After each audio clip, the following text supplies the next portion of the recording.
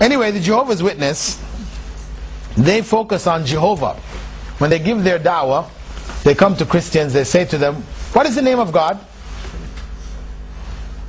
Yeah, Christians say, God. Say, no, that's not the name. God is a title. It's not the name. So what actually is the name of God? And the Christian is stumped. So then they tell them, actually his name is Jehovah. And their Bible, the New World, whatever translation, they have Jehovah written in throughout the Bible from beginning to end. Right?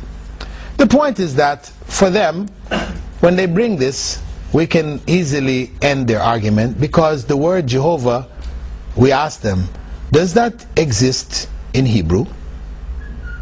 In the Hebrew Bible, which is what you have translated into English from, does that word exist? No. It's a word which was made up. The word Jehovah was unknown before the 16th century. In the Hebrew Bible, they have letters. Ya, Waw, Ha, Waw. And the Jews were forbidden to say the name of God. Actually, a person who said the name of God could be punished with death. So they considered it sacrilegious to say the name of God. So they would say instead Adonai, which meant the Lord or the God, instead of saying these four letters. They refer to the four letters as the tetragrammaton. This is what you'll hear this term used, but tetragrammaton just means four-lettered word. No big deal. But Yahweh is when it got corrupted and the letters from Adonai was added to those four letters without vowels, they came up with Yahweh, and from Yahweh they changed it into Jehovah. Yahweh is closer to the Hebrew original. Jehovah is far. So their claim to have the name of God is false, a false claim. They don't have the name of God. Their other beliefs, one of the things which shows their falsehood is that their belief system included predictions for the end of the world. The founder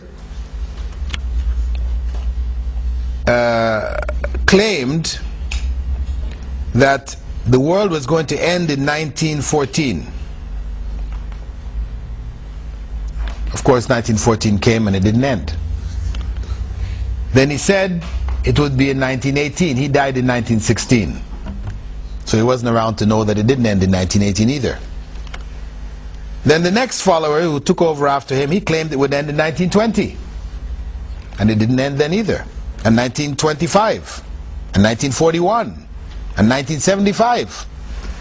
Predicting, and each time those dates came, they lost followers, but the new followers, they were always out there churning up, bringing in new followers. New followers didn't know what happened before, so that's how they were managed to. It was 1975, right? Because now news is spread around much more easily.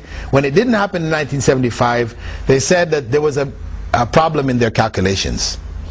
They had been calculating from the date of creation of Adam, because in the Bible, genealogy is mentioned. Adam had so many kids, he had so many kids, who had so many kids, so they make calculations from that, and they conclude that the world is only 6,000 years old, right?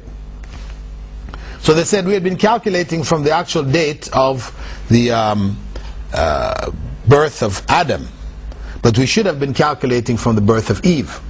And since we don't have exactly when the birth of Eve was in the Bible, we're not certain exactly when the world's going to end. So they ended the problem in 1975, about predictions about the end of the world. But the point is, hey, if your founder and prophet said 1914 and 1918 and he was wrong, what kind of prophet do you have? That's the bottom line. They don't have, there's this inconsistencies that exist in their system, which, are so glaring, most of the followers are not aware of it. Most of their followers are unaware of it.